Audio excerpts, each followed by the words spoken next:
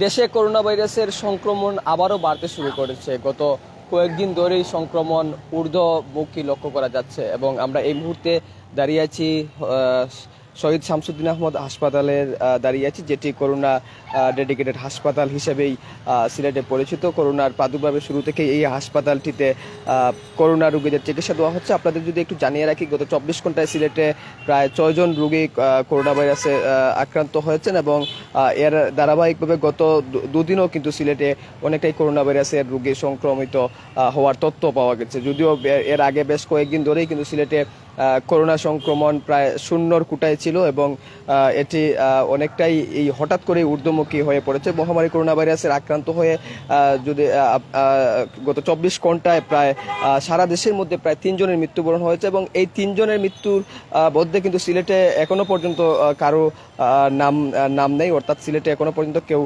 মৃত্যুবরণ করেনি। এবং গত 24 ঘন্টায় শনাক্তের হার যদি আমি আপনাদেরকে একটু জানাই, 24 ঘন্টায় শনাক্তের হার 15.47 রয়েছে। এবং আপনাদেরকে যদি আরেকটা তথ্য জানিয়ে রাখি, একই সময়ে যে করোনা ভাইরাসে শনাক্ত হয়েছেন সারা দেশে করোনা ভাইরাসে শনাক্ত 2087 জন করোনা শনাক্ত হয়েছেন। এবং আপনাদেরকে যদি আরেকটু তথ্য জানিয়ে রাখি যে করোনা ভাইরাসের যে নতুন যে ধরন অমিক্রন শিথিল হয়ে আসার পর গত ফেব্রুয়ারি থেকেই কিন্তু দেশে সংক্রমণের হার কমতে থাকে। এরই ধারাবাহিকভাবে গত 24 মার্চ দৈনিক শনাক্ত 100-র নিচে নেমে যায় এবং তা 5 মে থেকে আরও কমে 4 জনে নেমে আসে এবং 22 মের পর থেকেই কিন্তু সংক্রমণ আবার ঊর্ধ্বমুখী রূপ নেয় এবং গত 12ই জুন শনাক্ত 100 চালানোর মাত্র এক সপ্তাহের মাথায় আবারও প্রায় বেড়ে 80 হয়ে যায়। এবং এরই মধ্যে কিন্তু মঙ্গলবার থেকে দেশে করোনা ওমিক্রন ভ্যারিয়েন্টের নতুন যে সাব ভ্যারিয়েন্ট বা উপধরন শনাক্তর তথ্য যে বিষয়টি, সেটি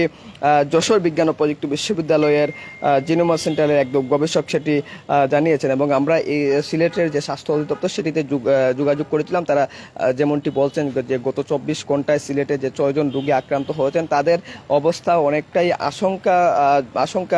আশঙ্কাজনক নয়, তারা অনেকটাই প্রাথমিকভাবে যে চিকিৎসা নিচ্ছেন। এবং যেভাবে করোনার সংক্রমণ দিন দিন বাড়ছে, তাতেই কিন্তু এই মুহূর্তে যে জনসচেতনতা এবং জনসমাগম এড়িয়ে মাস্ক ব্যবহার সহ যে সচেতনতা দরকার, সেটি কিন্তু এখনই নিশ্চিত না করলে কিন্তু সামনে যে করোনা ভাইরাসের যে প্রাদুর্ভাবের যে একটি সংখ্যা করা হচ্ছে, সেই সংখ্যা কিন্তু আবারও বাড়তে পারে।